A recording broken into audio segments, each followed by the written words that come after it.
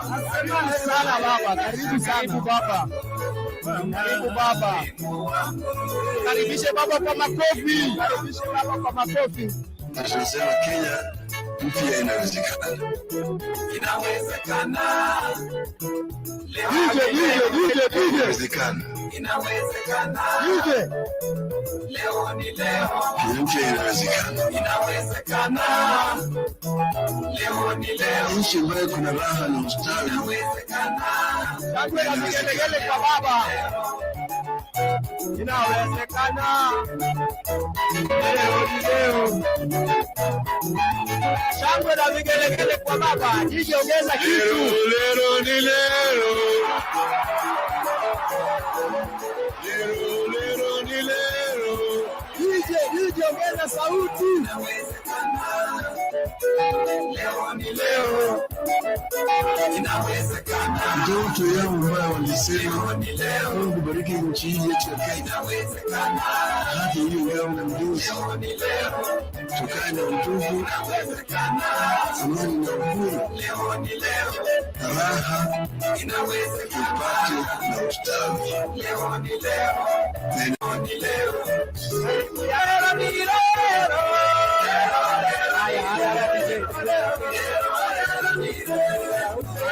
Baba.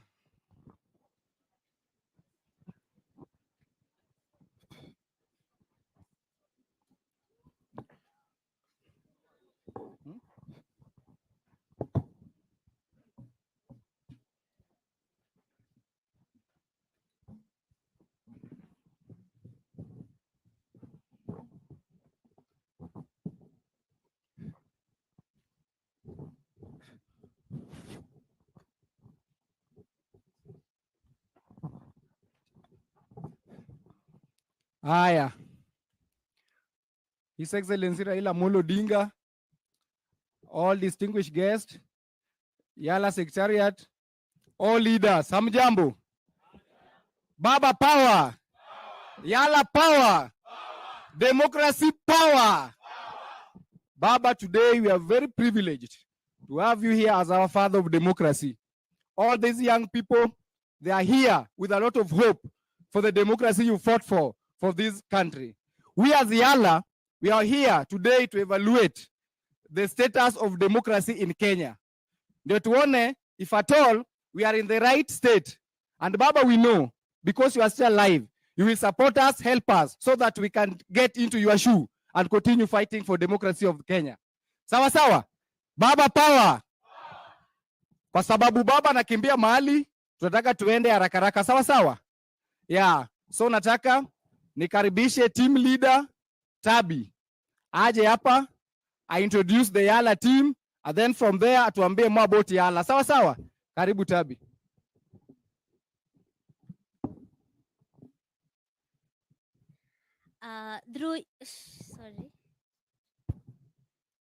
Your Excellency Baba Raila Odinga, Senator Mazayo, all youthful leaders in here, I greet you all.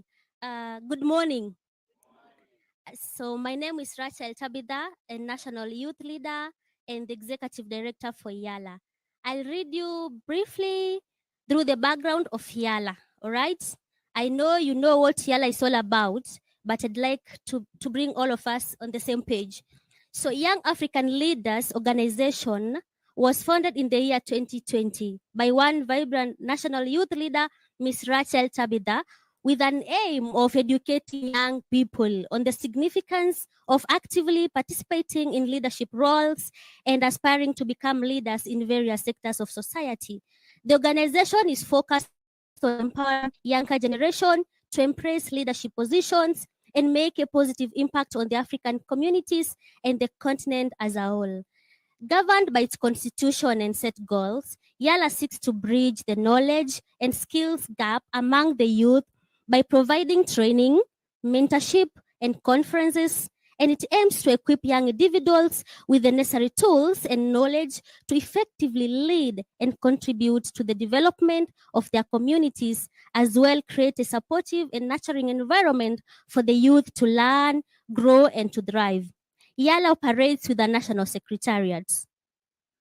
a national board of youthful members, and the 47 county coordinators. And so far, we have 5 country coordinators from Congo, Nigeria, South Sudan, Tanzania, Uganda, with an aim of reaching more African countries to promote Pan-Africanism and ensure Africa takes a global stage on matters developments, good governance, economy, democracy, and youth leadership. In conclusion, a few weeks ago, Yala sought audience with His Excellency Engineer Dr. Raila Odinga through Mr. Edward Keta Onyango to have a detailed conversation of Kenya's democracy, which is currently at risk. We recognize Baba as the father of democracy in Kenya. By one, briefly, advocated for the introduction of multi-party democracy in Kenya. 2, he formed strategic...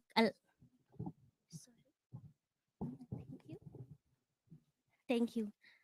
So, why we recognize Baba as the father of democracy? Number 1, he advocated for the introduction of multi-party democracy in Kenya. Number 2, he formed strategic alliances and political coalitions to challenge the ruling regime then.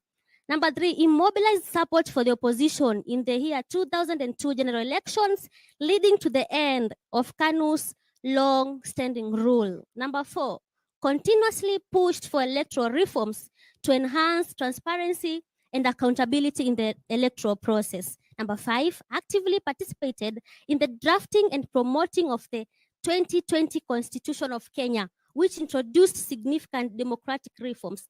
6, promoted the expansion of political rights, such as freedom of speech that we all enjoy today, assembly, as we are here today. Thank you. And association. 7, actively defended civil liberties, including media freedom and the protection of human rights. 8, engaged in peaceful protest and demonstrations to push for democratic reforms. It's okay. 9, and second last, played a vital role in negotiating and mediating political conflicts, aiming to ensure democratic processes and solutions. Number 10, and the last, but that is not the last actually, you could get a lot of it. But number 10 for today, contributed to the strengthening of democratic institutions and the rule of law through its advocacy and engagement in the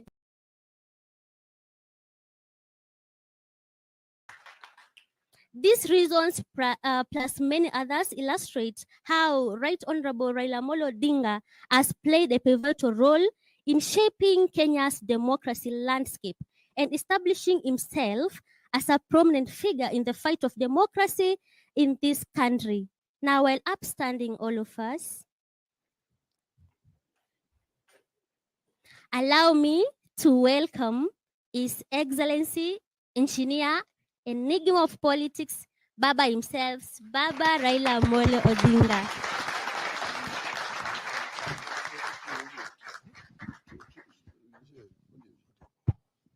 Hello. Vijana hoi. Vijana hoi. Welcome. You may be seated. Now, this Tabitha here is like my granddaughter and daughter at the same time. Some people did not know him, only knew him in uniforms, because he was one of our combat soldiers during the demonstrations. So this is MDD. And she actually excelled herself. She is somebody who is very determined, dedicated, and very, very courageous indeed. That's why when she told me that the youth wanted to have an audience with me, how could I say no? I cannot say no to Tabitha. But you know, in an earlier incarnation, we were called the Young Turks. We were the youth, like you people when we started, we were the youth at that time. So we were called the Young Turks. And we were 5 of us. Paul Mite, James Orengo, Professor Nyang Nyong'o, and Joager, and yours truly. Today you're now old Turks. Today you're old Turks. So life is like a stream. The river is flowing from the mountain and the water flows and gets to the ocean. Others are coming. So you see, you guys are somewhere in that process of that journey. We are somewhere here nearing the ocean. But it continues. I say that the old were also young. Because I say youth is a transient status. Okay? The difference between the old and the young is just very simple. That the old have at one time been young also. They've been youth before. So they know what it means to be a youth and also know what it means to be old. But the young do not know what it means to be old because they have never been old. They've never been old. So the difference between the old and the young is what is called experience. Experience. You see somebody doing something, you see he's making a mistake, but let him learn from his mistake. Because they say, I wish I could advise him not to do what he's trying to do right now. But that is how the way of nature. Now, I have listened very carefully to what Tabitha said about the youth Yala. And we are here today, once again, at a crossroads as a country. They say the more things change, the more they remain. Yes. See, the Kenya as a country was founded in 1963 after a very long heroic struggle of the people of Kenya. I happened to have been present as a youth, witnessing the struggle. And I saw how the older ones, who are older than us, we are young people, babies actually, how they were struggling, how the youth were being arrested, how the youth were being imprisoned. It was a very fierce battle. And it was across the whole country. Those youth who fought at that time now, most of them are either dead or are now very old. So Kenya then attained independence, and everybody was so happy. I happened myself to be out of the country at that time studying, but remember us standing there, there's a time differential of 2 hours between Kenya and where we were. But it was exactly at midnight when the Kenyans assembled at what is called Uhuru Gardens. And then the Union Jack was lowered and the Kenyan flag was hoisted. Kenya became independent in 1963, December. So Kenyan people were very, very optimistic. So the most optimistic people in the world. You have now conquered. You have a new flag. You have now a new nation. And we then had a fairly democratic constitution that separated powers. So you had the legislature, you had the executive, you had the judiciary. So you had a prime minister. At that time, Kenya was independent, but not a republic.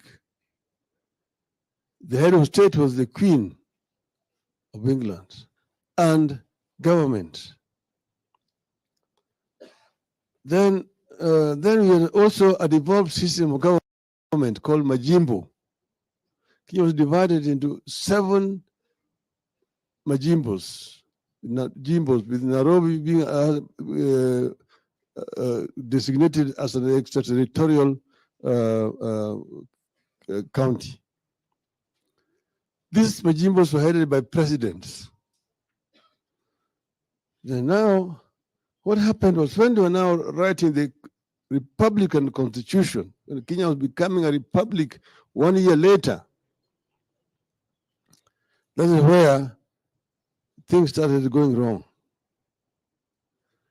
They now created a president out of a prime minister who was now both head of state and head of government. So the president is one time a head of state living in State House. At the same time, he's also the head of government. And then the then prime minister was graduated from being a prime minister and becoming an executive president without going for any elections. That was in 1964. 64. Thereafter, then they started the process of constitutional amendments. If you look at those constitutional amendments, they're altogether nearly 33 different amendments. And all of them had basically the intention of removing power from the periphery to the center. So you ended up creating a very powerful center, a president, in the name of president. The president was above the law, could not be prosecuted. And so the presidency emasculated all other institutions of governance that time. You find that the Majimbos, those Majimbo was done away with, an amendment, so that they removed Majimbo and created a unitary system of government. Then they also removed the Senate. It was a bicameral house, Senate and the National Assembly. Senate was dissolved and created just only a National Assembly, which is called the Parliament. Then they used to have regional assemblies. Regional assemblies were also dissolved, and up also called local government authorities. And they created a very powerful ministry called Minister for Local Government, who was an executive minister, but sitting here in Nairobi. So those assemblies basically were powerless. And then, on the other hand, they came up with a law that controlled the media. So the media itself was muzzled, could not speak. And then they also introduced what they call Preservation of Public Order Act that allowed the government to arrest and detain anybody without any trial.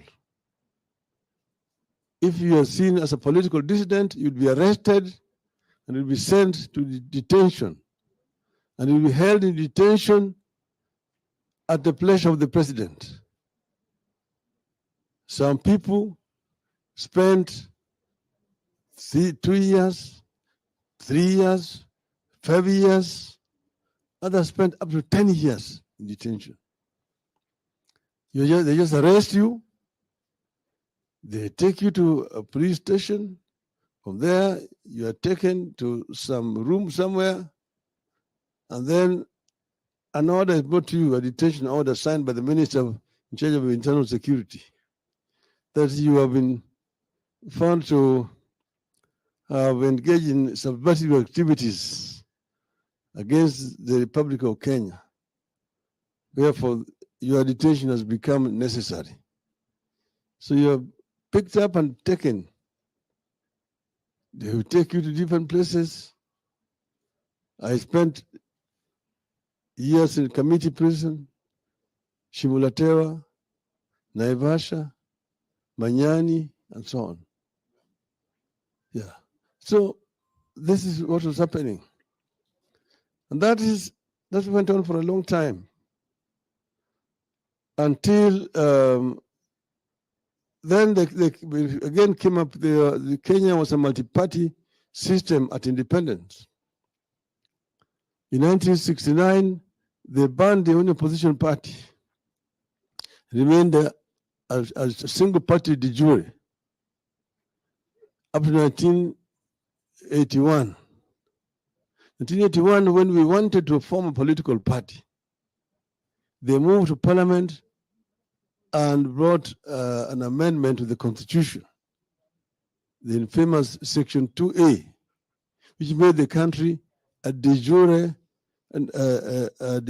single party dictatorship. That's where now the Mama and Baba started. So Mama and Baba means the KANU was the only political party. You could not join any other party, and if you want to be allowed to run for any position, you are to get clearance from the KANU officials. If you're not cleared, you are not allowed to run. So that is where Mama and Baba came from. Mtukufu Rais. So people now started praising the president. You go to a rally, you hear Mtukufu Rais, juu zaidi. That was the order of the day. Until now, we decided to move again to form a pressure group called Ford. And we said we were going to, before we formed Ford, we had said that we were going to have, because they said that Kenya was not ready for multipartyism. Multipartyism will breed ethnicity.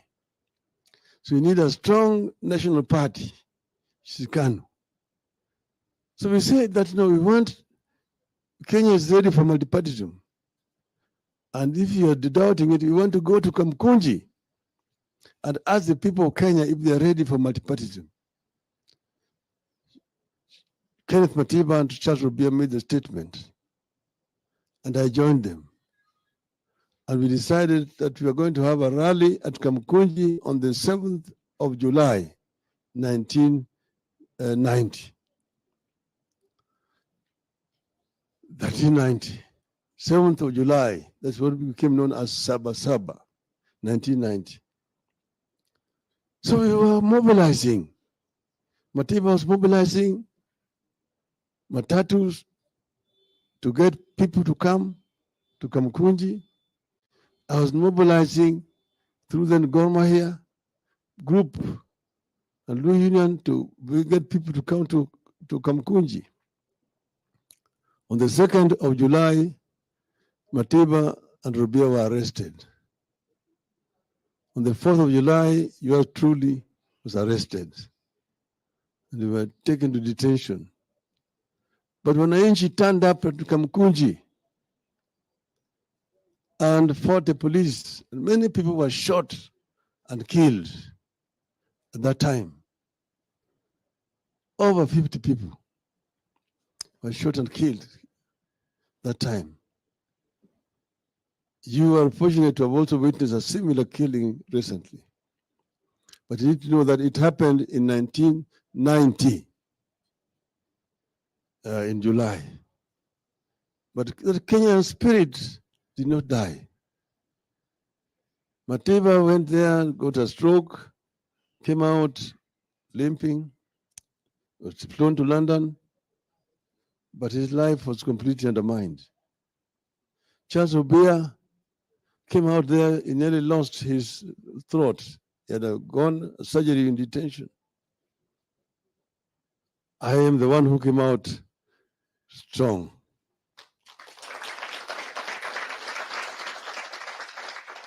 So we moved on. Later on, we formed a pressure group called FORD, Forum for Restoration of Democracy in Kenya. Now we are now the Young Turks. Now we have been joined by the group I mentioned to you.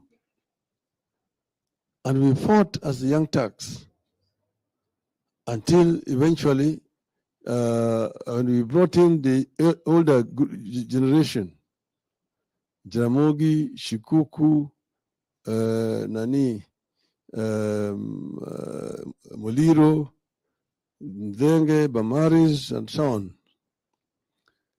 So we formed Ford, and Ford now fought until eventually they came now the Kamkunji 2, which we were seeing pictures on the top of the trucks. That is not in Sabasaba. That was now 1991. But Sabasaba was that was October 1991. Sabasaba was in July 1990. But by 1991, I had been whisked out of the country because they were looking for me again to pick me up for the 4th time. And I escaped town and ended up in Norway in exile. I'm just giving you this story to give you a summary of how the struggle was. Then we now eventually managed to get them to allow multi-party. And we formed Ford, because eventually Ford split because of ethnic politics, cheap ethnic politics.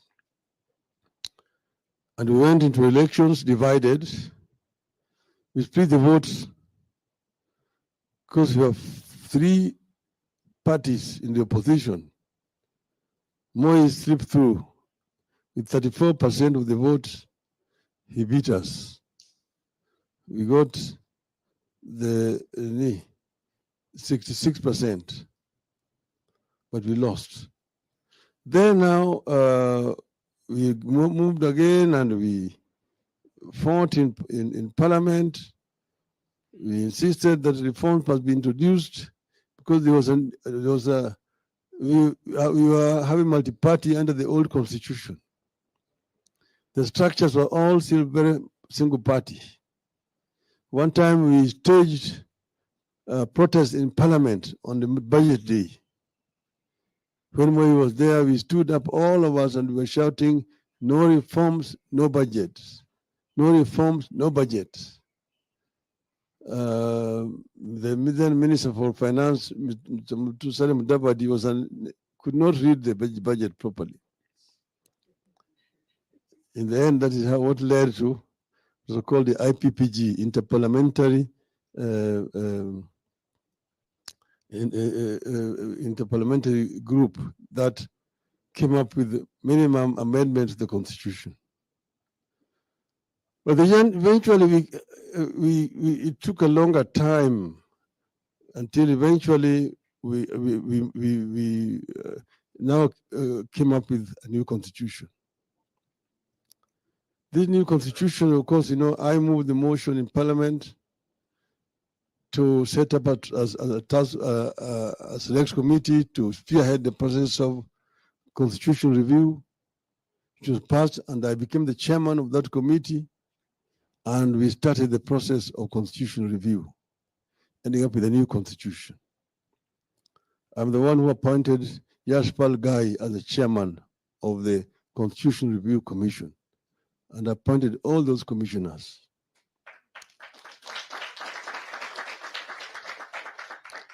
So then, when we were in Bomas, Kenyans came from all parts of the country to discuss the Kenya we want. And views emerged at Bomas. People came from each and every district. There were 3 representatives. One must be an opposite gender. That's how we structured it. And we spent months at Bomas of Kenya and came up with what considered the will of the people of Kenya. Because first they started by more public education of the people of Kenya. What is a constitution? How does it affect you? How can you benefit from a good constitution? So there are these public forums which were held, chaired by Professor Gai and his team, across the country. It is one that actually opened up the eyes of the people of Kenya. That's why Kenyans are the most conscious people who understand what a constitution is about. Then after that, then now we came up with the draft. But there were people who were opposing the structures that we are trying to introduce, particularly one, devolution. Devolution was opposed very seriously by the national government here. They don't want to let power go. But this devolution, I came about it when I was a shadow minister for local government. In those days in parliament, you are the minister and you are the shadow in the opposition. So the shadow minister of local government. In that capacity, I went around the world. I went to Britain and looked at how their local government was working. England is a unitary system. Wales, they have a Wales Assembly. It's a devolved system. Scotland is a federal system. In Japan, they have a devolution system that worked very well. That's the model that impressed me. And that is what we brought here.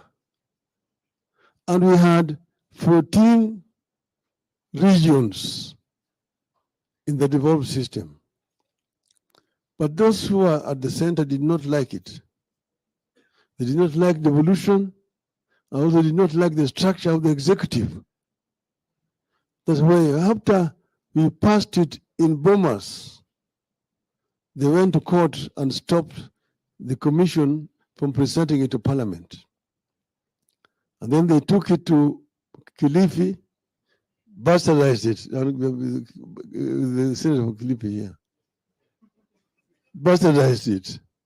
And then what they brought here, tulikataa. Tunaambia yule msichana mrembo tulitoka naye kule Bomas mlipeleka wapi?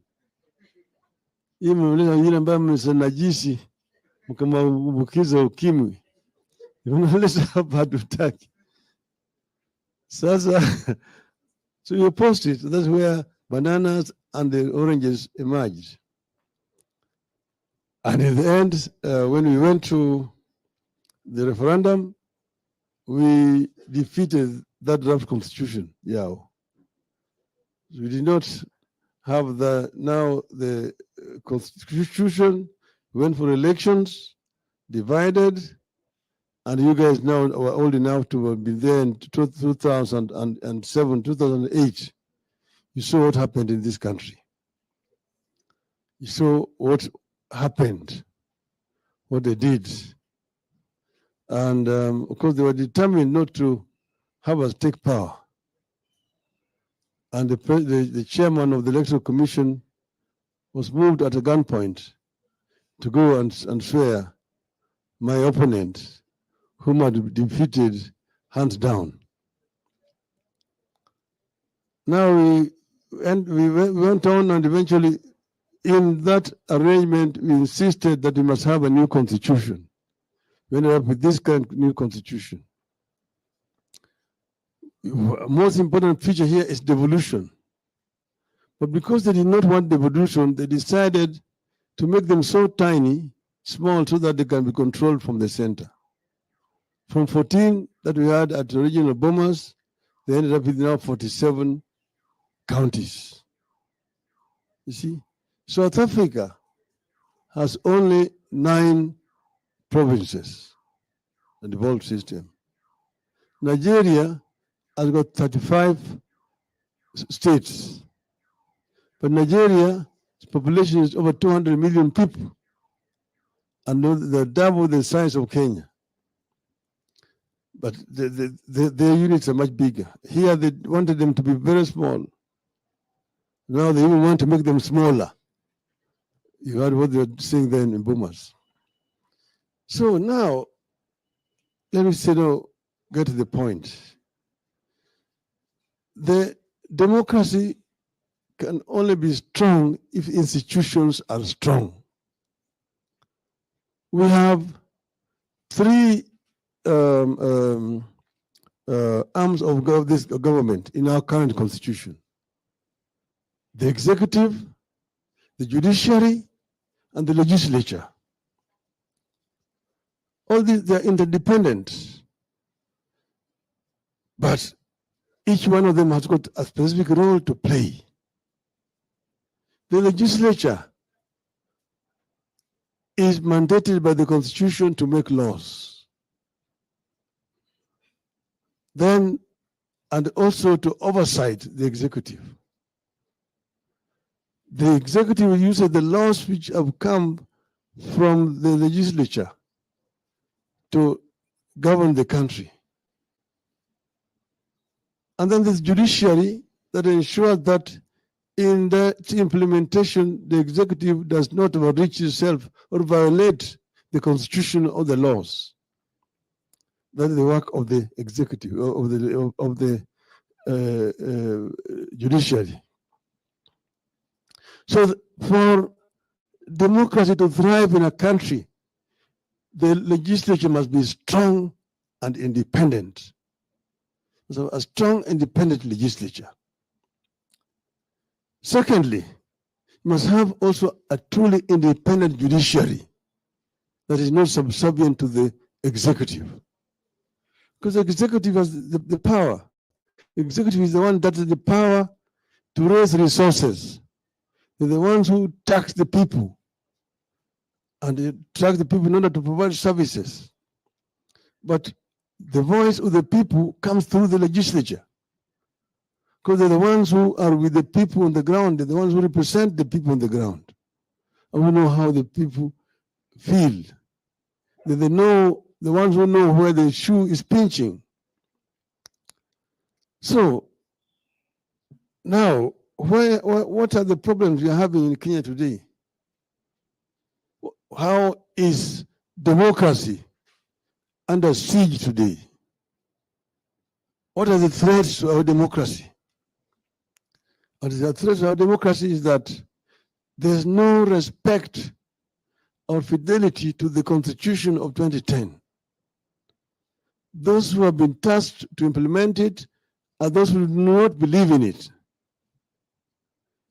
Those who are right now there were the ones who are opposing that Constitution in the referendum of 2010. Therefore, they want basically to take this country back to where we came from. If you look at what's happening. Number one, legislature. Legislature is under serious threat.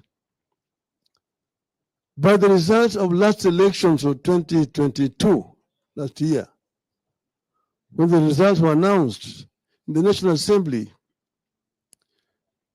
the Azimio coalition had 172 seats. The Kenya Kwanza coalition had 165 seats. The majority coalition was one who should be the leader of majority in parliament is Mr. Opiyo Wandayi of Azimio.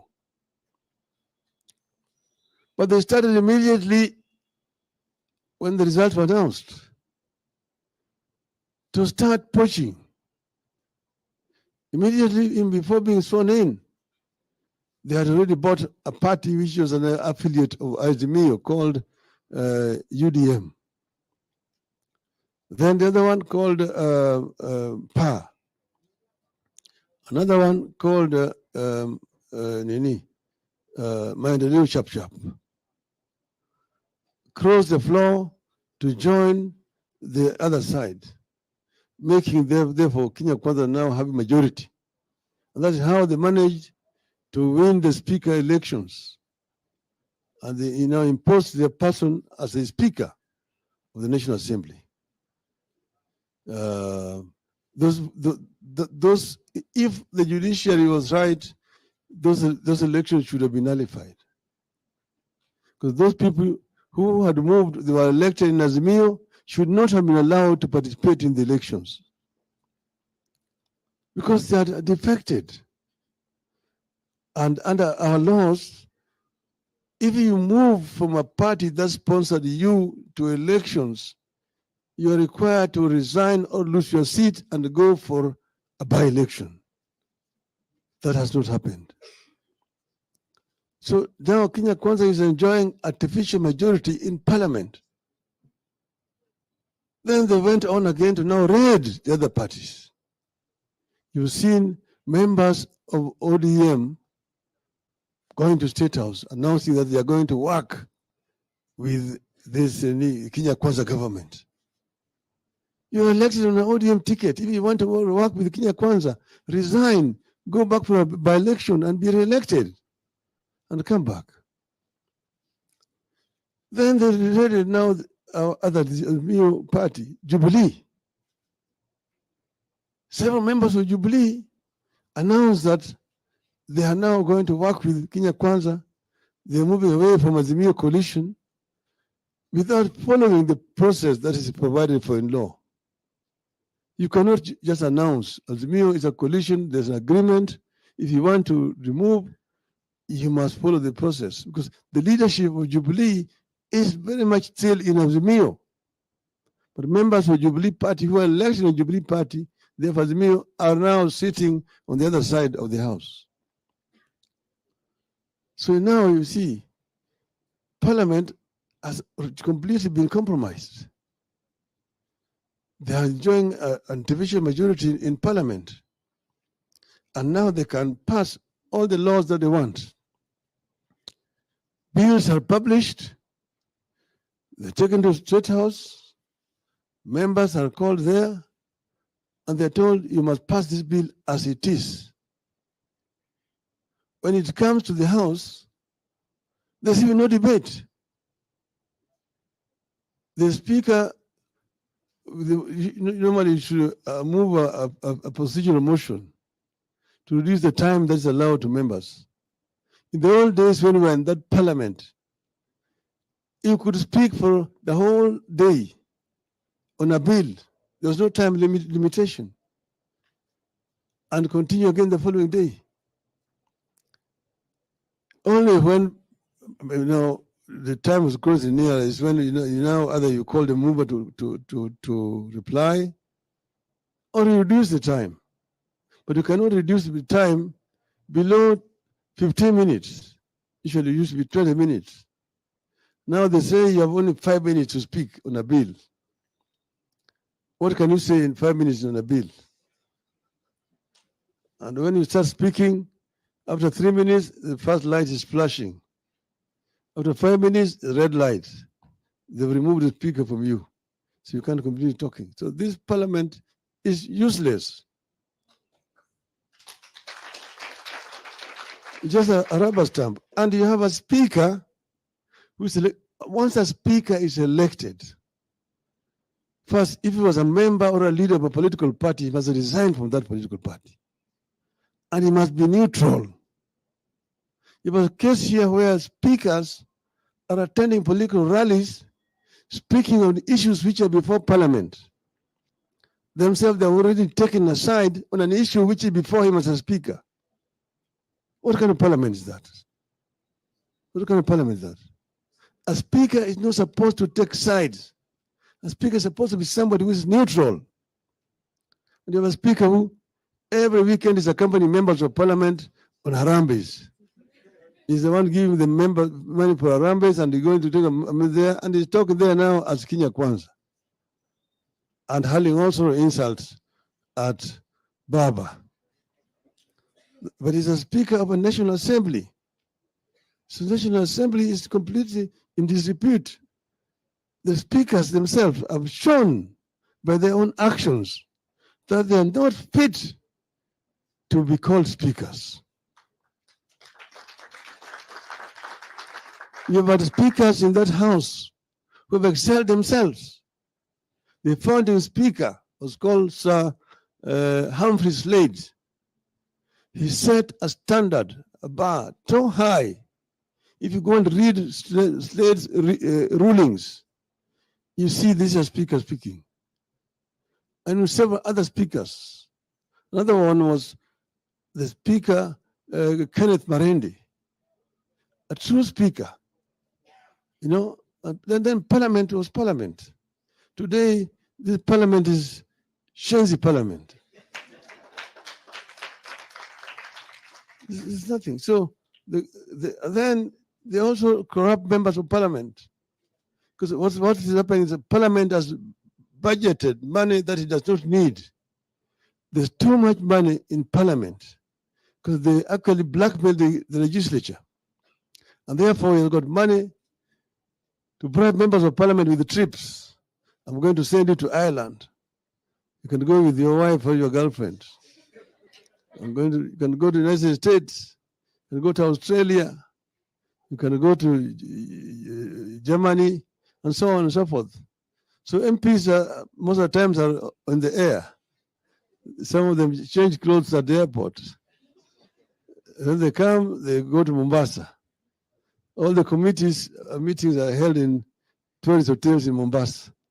And you can go there with your darling or your girlfriend.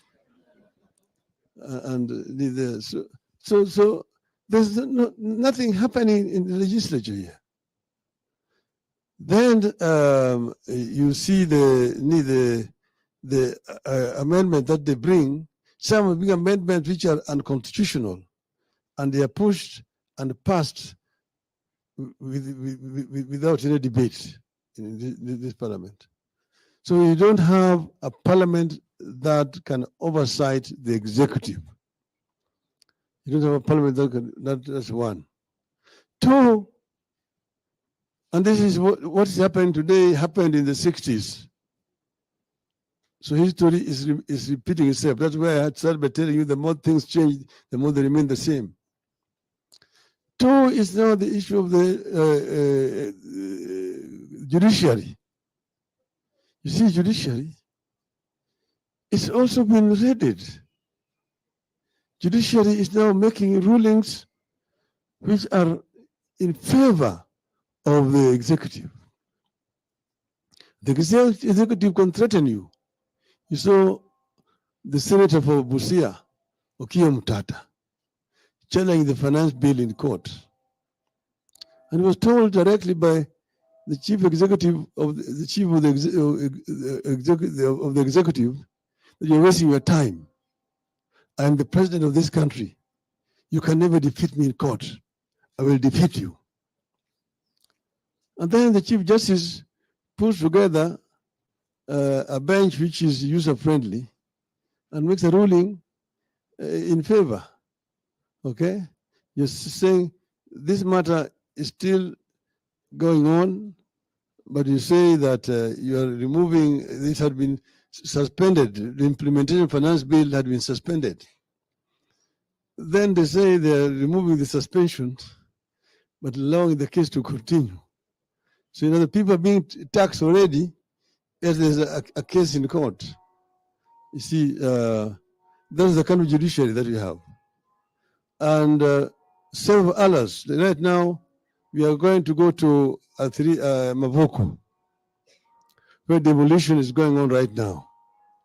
And we saw the kind of brutal demolition of structures going on in Mavoko. Bulldozers have moved there and tearing those structures like pieces of paper. You guys have seen that.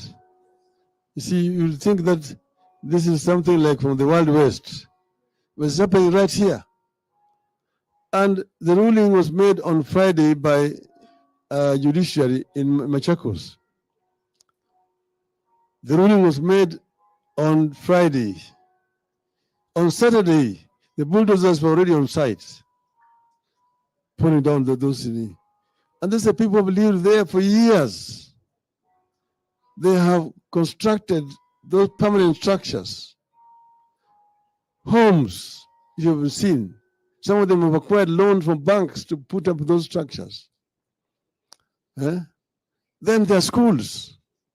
Children are going to school there and exams are coming. And they're being demolished. Churches are being demolished in that place. Even if you are president, and you know that because you are maybe the one who was behind this case, because he said, we now got a ruling yesterday, and we are going to remove these people. and 1,000 acres we are going to give to special economic zone. Others we are going to do affordable housing. There's a housing already in that estate. It does not say anything about the people who are resident there. If you are responsible carrying government, even if there is a ruling, you first give these people notice. You're given notice 3 months to vacate. And what you do, a carrying government, look for an alternative site and help these people to construct new shelters there.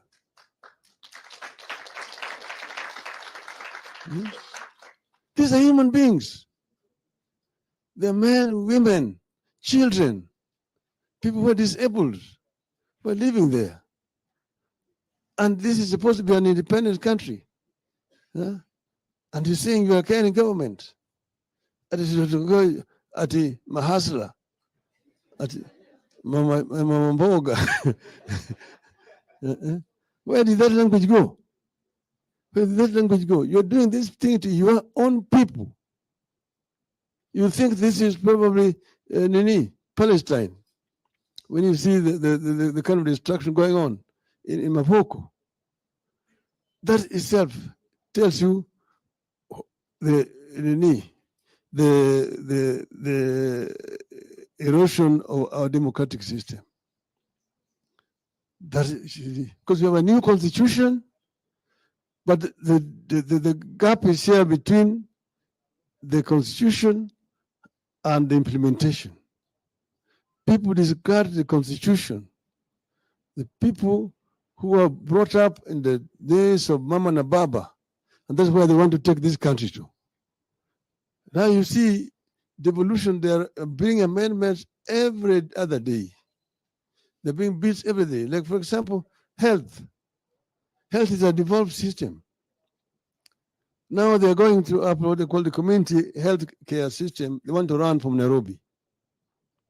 They refuse to give resources to the devolved systems. The counties, you got to say it should get minimum 15%. But now we're saying they should get 35%. They're not even getting that 15%. You see, the money you're keeping here, you want to go and do it yourself. Community health care. The money you're going to pay there, why don't you give it to the counties? They need the issue of housing, affording housing. It's a devolved system. They want building houses all over the country. Markets belong to county governments. They want to build markets and hand it over to the counties. Industrial parks, they want to build it up here. If you take that money and put it in the kitty of the county government, you will go beyond 35%, even 40%. And then you remain to supervise from up here. Let the counties now compete in implementation. That is how this country will develop much faster. But these things are held up here because of procurement. Who's going to do the tender? See, that is another thing. The corruption. That's why they want to be the ones who are tendering. They're the ones who are appointing contractors. They're the ones who are paying contractors so that we'll be able to get commissions. In infrastructure, roads. In my earlier incarnation, I was a minister for roads and public works. And I'm the one who brought reforms in the road sector. What you call Kenya Roads Authority was formed under my charge. Kenha, Kera, Kura were all formed under my charge. And I was working with the World Bank in these reforms, and I was really opposed and criticized for doing it. But we wanted to create more efficiency in management. But that was then under that old constitution, which was a unitary system. With a devolved constitution, there's no need for Kura and Kera. All those responsibilities should be transferred to county government. There's no reason at all why, apart from the highways that pass across Nairobi here, why the national government should be having roads in Kariako, having roads in Madare, having roads in here. There's no reason why. That should be the responsibility of Nairobi County government. There's no reason why this government should be having roads in Mombasa. Atikura has some road in Mombasa which Mombasa government cannot touch. In Kisumu, in Eldoret, in Nakuru. Why? And in the rural areas, so many roads in the rural areas, what you call rural access roads, which should be county government roads, but all still controlled by Nairobi here. They cannot even maram roads there because those roads are under the national government, and they refuse to take money down there. That's why the devolution is not working. Devolution is not working because it's not being empowered to work. You see, the Ministry of Health budget this year has grown by 17% at the national level, and most of it recurrent. That money should go down. Those people should go and work in the county government.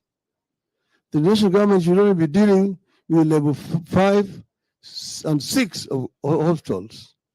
Leave level 4 downwards to county governments. Then the health sector will be efficient. So down there, nurses and doctors are going on strike because they're not being paid. Why? Because the county government is not getting the money. You're blaming counties for fault which is not theirs. So the constitution is under threat. I mean, the devolution is under threat. So what am I saying, therefore? I'm saying that our democracy is under siege. Our democracy is under siege because of state capture. State capture of the institutions, of the legislature, which has been completely captured and castrated, and of the judiciary. And all other independent institutions are all under threat by this regime. So therefore, I say that we need to unite as a people and rescue our democracy. I want you to remember the words of Ronald Reagan, who was a former president of the United States.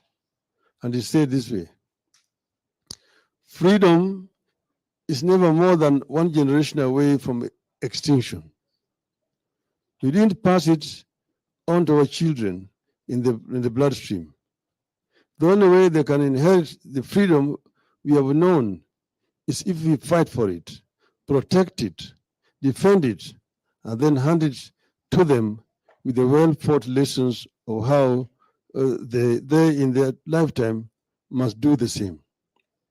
And if you and I don't do this, then you and I may well spend our sunset years telling our children and our children's children what it once was like in America when men were free.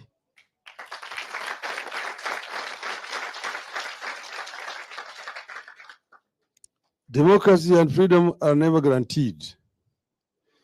They never come naturally. They have to be fought for.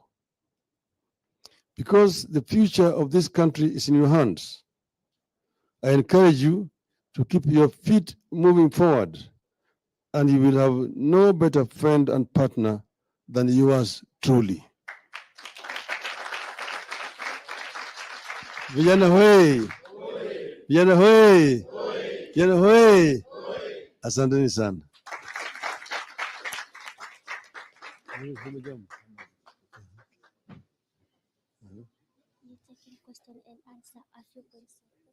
So I've been asked to take a Q&A shortly. Question? Give a mic.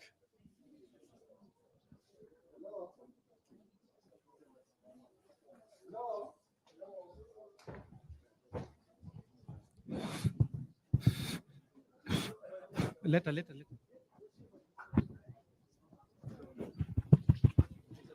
Yala power! Yala power! Kwa sababu ya wakati, we've heard what our father have told us, ndio? It never came easy. It has been through a painful process. Sasa nataka nikaribishe Otiato. Otiato ako wapi? Ya Otiato, chukua mic.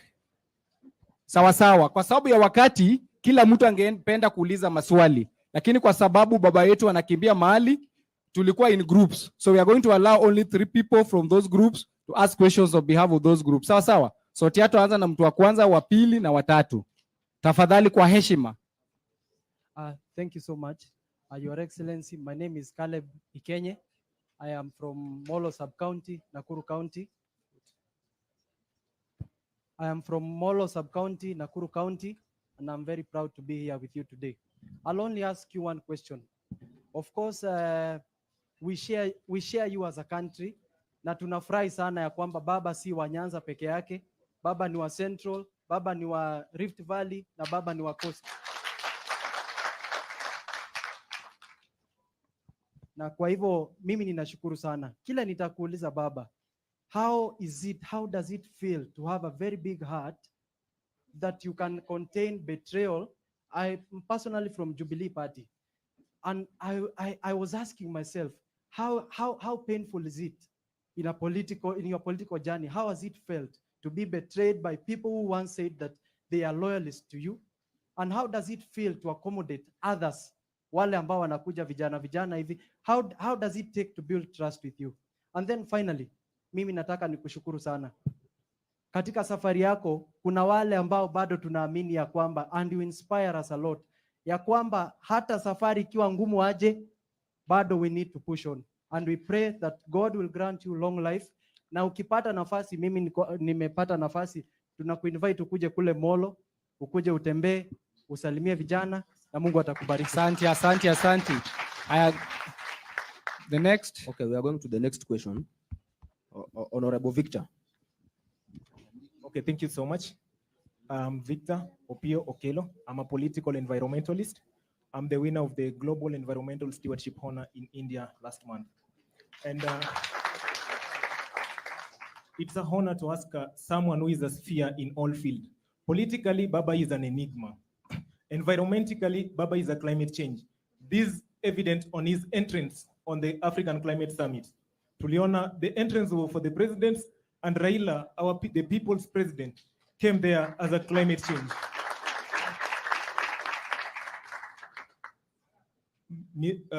His Excellency, Baba the Sixth. This is my question. There's a say in West Africa that what we do today, we need to echo to our children's children. I'm really disturbed, not politically alone, but environmentally wise. I announced I wanted to do a tree census in Nairobi. I had so many calls and I was one not to continue with that thing. Just as a matter of climate change and also politically, being a political environmentalist, we're really frustrated going to the relevant offices as a young man. I'm a Kenyan. I've planted up to 58,000 indigenous trees, 712 fruit seedlings in schools. But when I go to the relevant offices, just my name alone gives me a block at the entrance. Baba, I'm asking you these, help us. Thank you so much. Thank you so much. Next. Okay, next question to Madam Florence. Yes, gender. Okay, thank you so much for this opportunity. My name is Florence Ayo Onyango from Seya County, a young aspirant for that matter. And I just want to tell Baba that the third liberation, according to you, Honorable Raila Odinga, is democracy in itself. And in your own scope, we believe that Kenya is an autocratic state that needs to sharpen its fundamental rights and freedom, and that you are the Messiah that will do that. So you have been doing this for over 20 plus years now, consistently without backing out, and also vying 5 times for presidency is not something that we joke about as the youth of this country. We are looking at you and it's actually very motivating. So what is the ideal image of Kenya that has kept this celestial fire that keeps burning inside you for the pursuit of your dream? Thank you. We are getting the last question from this room. And I hope should be the last question.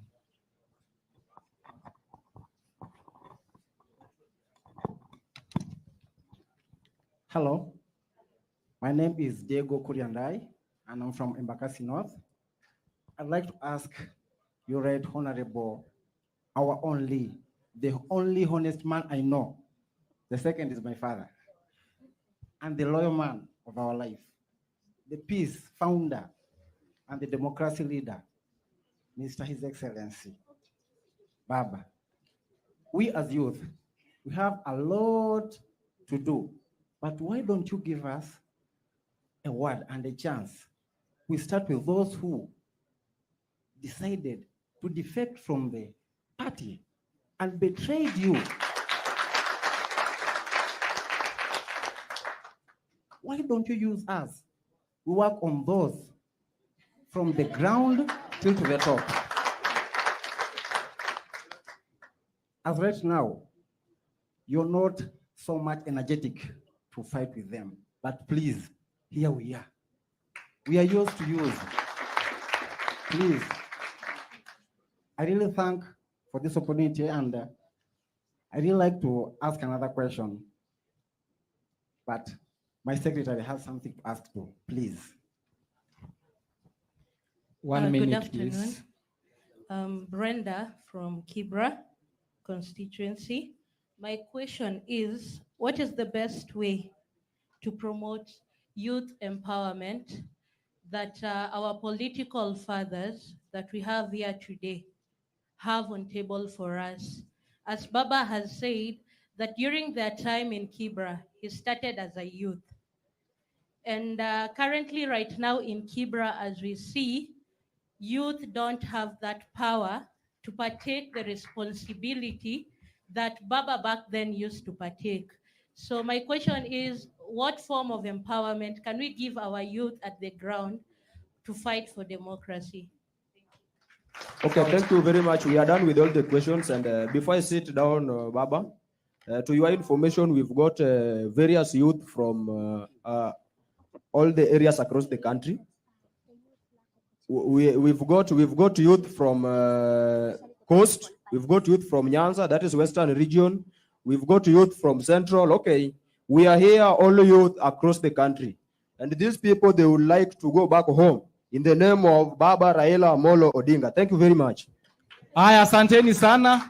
Baba, kwa heshima, dakika moja tu, tuko na MDD member. Nataka ulize tu swali moja tafadhali. Thank you much, Comrades Power. And Baba, thank you for sparing time for our members here of the Yala. One of the questions that I would like to ask is that we have the parliamentary system and the presidential system of governance in democracy. Today, we've seen members of the cabinet going to the parliament. And being that we are in the presidential system of governance, is that one supported anywhere? And number two, what would be your view? Would we take the direction of remaining with the full presidential system that we adopted? Or would we go the parliamentary way system of governance in democracy? That is my question, Baba. Thank you so much. Yeah, I just want to illustrate one thing. Baba, His Excellency, as we are here, Yala has got members from all over the country. Some of them have come from Coast, Nyanza and Kisumu. No, we just said we are not attending the sessions when members of parliament come. Yes, His Excellency, on behalf of Yala. Yes, on behalf of Yala, Yala decided to bring all our members across the country, all from Coast, Kisumu, to come here and be with us so that we can get wise wisdom from you. So they are here, and I know after this they shall be going home. Thank you, Baba. And Baba, from here, tell us how we are going to deal with the toothless parliament. We are tired. Thank you. Thank you very much. I've got members of parliament here, and on their behalf, I'm going to ask Party Secretary General Honorable Edwin Sifuna to say something.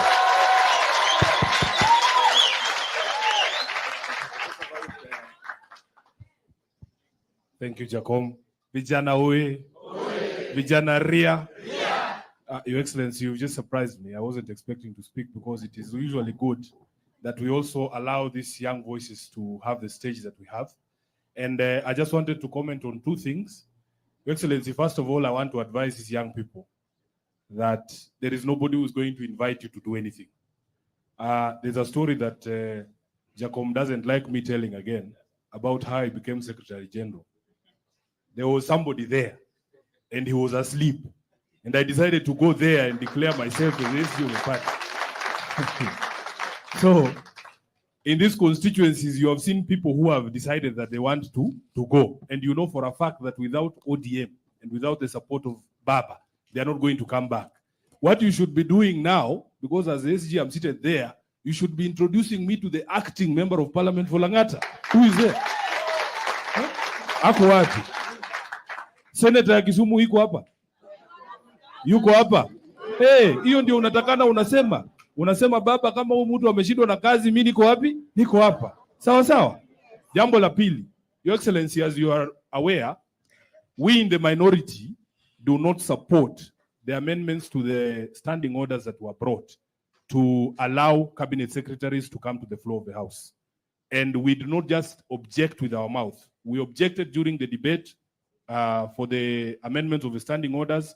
And after we were defeated, because as you know, we in the Azimio side will come with arguments and points and alternatives, but those other guys just come with numbers. They just say, okay, give Sifuna his 5 minutes to talk. At the end of the day, we know he doesn't have the numbers. So we were outvoted even during that amendment to the standing orders. But we proceeded to go to court. Your Excellency, that court case is going to be ruled on the 23rd of October, which is a few days from now. We want the High Court to pronounce itself because in our view, they took a shortcut to amend the constitution to allow members of the cabinet to sit in parliament. So once that decision is made, we want the courts to pronounce themselves, and we are hoping that in this particular case, the court will stand to defend the constitution. Other than that, Your Excellency, because of time, I really don't have anything else to say. I want to encourage you, young people, that this journey that you have started, if you are calling yourself leaders, you must show yourself as leaders. You must behave like leaders. I have had an opportunity to meet some of you. Ikenyi, who was speaking here, they came to see me in parliament. And I gave you a warning that you should give to these other colleagues of yours. Tell them that if you are genuine people in the journey of leadership, I am telling you, you will succeed. But kama ni mradi, unajua pia sisi tunachoranga hizi miradi. Kama ni mradi utajulikana tu hii ni mradi. But if you are serious, there are people here who are willing to support, like me personally. I am willing to support young people who are genuine in growing themselves as leaders, to involve themselves in the political leadership of this country, because we also started like you and we were supported as well. We are not here on our own volition. Personally, it has been Baba who has held my hand all this time by identifying talent. You should be able to be identified as a talent, as a serious person who wants to grow in the journey of leadership, and we will support you. I thank you, Your Excellency. I don't want to say anything else, but everything that has been said about Parliament does not involve or include Azimio leaders. Thank you. So you've heard it now from the horse's mouth. Now there are some questions which came, some actually was same question asked twice. This one of betrayal by the youth. How do you feel that you've been betrayed? Well, betrayal is human nature. You see, Jesus was betrayed. So this is a very old sin. It started with his first human being. Even Adam was betrayed. So sometimes it's because of greed. Somebody thinks that side is better than this other side.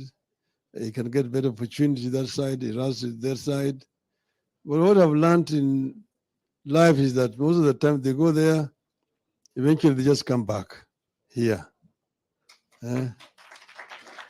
So I'm telling him kama ile ni historia ile umbu ambaye alibeba nyama kwa kinywa chake, anaenda juu ya daraja, anaangalia maji huko, anaona kivulivuli yake. Nafikiri ile umbu amebeba nyama kubwa kushinda ile hako naye, akarusha hii kwenda kung'ang'ana kwa ile, akajipata hako na mamba huko chini kwa maji. So those are usual things. The other gentleman said he is interested in environmental protection, but this issue of inclusivity is being discriminated against because of his name. You see, this is a disease in Kenya which we thought we would cure. Mwalimu Nyerere taught Tanzanians huko ati kule Kenya wanajijua kwa misingi ya kikabila, ati wewe ni Mjaluo, wewe Mkikuyu, wewe ni Mluhya na kadhalika. Lakini hapa Tanzania hatujui, lakini naona kama hiyo ugonjwa inakuja hapa Tanzania. And he was trying to nip it in the bud.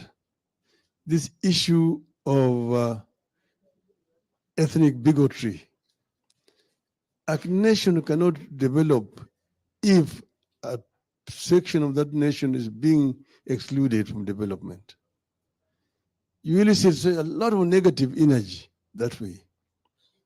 But look at the way they started. Look at the cabinet. Look at the permanent secretaries. Look at the heads of parastatals, the directors of those parastatals, and so on and so forth. It paints a very negative picture. Yet you are living in the same country with these people. It is actually primitive. It's primitive. And as a result of this, there's a lot of anger. If somebody is being bypassed in promotion because of his ethnicity, yet people from that community also pay taxes. A leader of government can stand and say that the government is a company, it's a corporation. There are shares. There are those who have got more shares, those who have got fewer shares, and those who have no shares. So if you have no shares, what are you doing in Kenya? Why are you being called a Kenyan? I mean, and such a person, somebody says that politics is primitive. It's primitive, but you're sitting with the same person there as your deputy. Why don't you sack him? So it is something that is very, very fundamentally wrong. Somebody like Mr. Rigathi Gachagua should not be a deputy president of this country.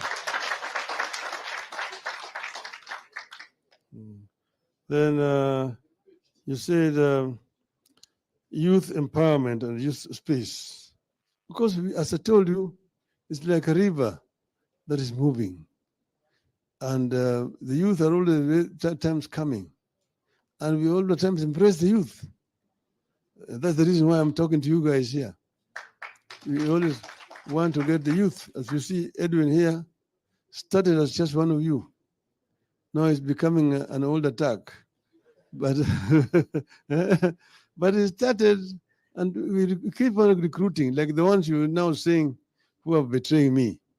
The youth have took from the college, and I mentored them, brought them up. Some of them reach a stage, they see ile nyama ni kubwa zaidi, anaenda huko. Hiyo ni shauri yao. We will continue because we are leading a life of sacrifice. I believe that this country requires people who are prepared to serve selflessly for posterity. You don't expect rewards here, but what will reward you is how what you've done is going to help the future generation to live in a better country than the one you lived in. And then how do you feel about being unlucky 5 times unlucky? No. I only, I ran 5 times, but really seriously only 4 times. And the real time I lost was when I ran for the first time, because I was basically just going to jog to, to get to know, but I came number 3. But I've never lost. So that is my pride. That gives me satisfaction. And I can say it even when they're here, I'd say that, you didn't win. And they know they didn't win. They know they didn't win. You saw the commissioners testifying at Bomas of Kenya, saying the truth, that we did not announce the real results. You saw Aida Kibwana yesterday writing in the Star, telling you that the results Kibito announced were not the results. Even the results Chebukati announced were not the results. They're not the results. And he knows it, that they're not the results. But see, what kept me going is the Kenyan spirit. Ultimately, Kenyans deserve better. And working this way, we will be able to strengthen democracy in Kenya. And one day, Kenyans will have a true, free, open, transparent elections. Thank you very much.